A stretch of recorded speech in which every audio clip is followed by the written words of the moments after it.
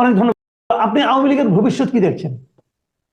আওয়ামী লীগের ভবিষ্যৎ বললাম তো, আওয়ামী লীগের ভবিষ্যৎ হচ্ছে শেখ হাসিনা নিজে নষ্ট করছে। শেখ হাসিনা যতদিন পদত্যাগ করবে না এবং শেখ পরিবারের বাইরে কোনো লোককে এই দলে দায়িত্ব দেবে না, ততদিন পর্যন্ত আওয়ামী লীগের ক্ষমতায় আসার স্বপ্নই থাকবে। কারণ উনি এটাকে তার বাবার সম্পত্তি মনে করেছেন। আওয়ামী লীগ তো তার বাবার সম্পত্তি না। আওয়ামী লীগ এদেশের বহু হাজার হাজার লোক করছে।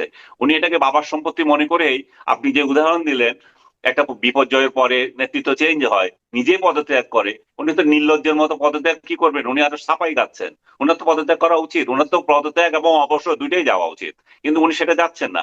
আওয়ামী লীগের লোকজন শুনে এটা আবার গালি দেয় যে তুমি আমাদের ইচ্ছা আমাদের নেত্রী, তোমাদের ইচ্ছাতে তোমাদের নেত্রী আমরা বলবো না কেন? অবশ্যই আমাদের বলার রাইট আছে। তোমরা এত মূর্খ যে এটাও বুঝো না যে একজন রাজনৈতিক নেতার নেত্রী সমালোচনা করার অধিকার সাধারণ জনগণের আছে। কেন আছে? কারণ ওই লোক আমাদেরকে শাসন করবে। আমাদেরকে যে শাসন করবে তার সমালোচনা আমরা করবো না কেন? তোমার নেত্রী আর কার নেত্রী সেটা তো আমাদের দেখার বিষয় না। শেখ হাসিনা ঠিক একই কাজ করছেন, তার দলকে ধ্বংস করছেন। ওনার নিজের গোয়াতুর্মির জন্য সরকারকে সরকারের পতন হয়েছে। এখন উনি দলটাকে ধ্বংস করবেন। উনি কালকে যে বক্তৃতা দিচ্ছেন সেখানে অনেকে স্ক্রিনশট দেখছি, অনেক নেতাও বলেছে যে ওনার উচিত অবসরে যাওয়া এবং ক্লিন একটা নেতৃত্ব এখানে প্রতিষ্ঠা করা। এবং আওয়ামী লীগের বহু নেতা ব্যক্তিগতভাবে আমাকেও বলে, কিন্তু সেটা ওরা বলতে পারে না।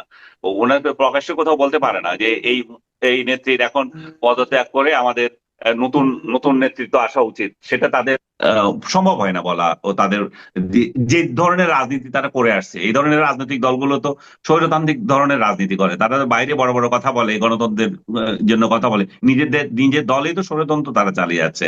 তাদের বিরুদ্ধে তো কেউ